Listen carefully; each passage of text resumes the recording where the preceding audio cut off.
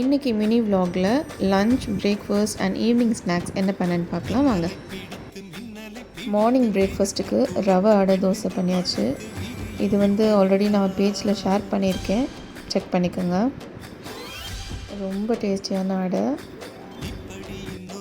லஞ்சுக்கு சாம்பார் சாதம், கொஞ்சம் வெஜிடபிள்ஸ் எல்லாம் ஆட் பண்ணி நம்ம சாம்பார் சாதமே சிம்பிளாக பண்ணியாச்சு. சைட் டிஷ்க்கு வாழைக்காய் சிப்ஸ். இது நல்ல காம்பினேஷன் இல்லை? லஞ்செலாம் பேக் பண்ணி முடித்து அனுப்பி விட்டாச்சு.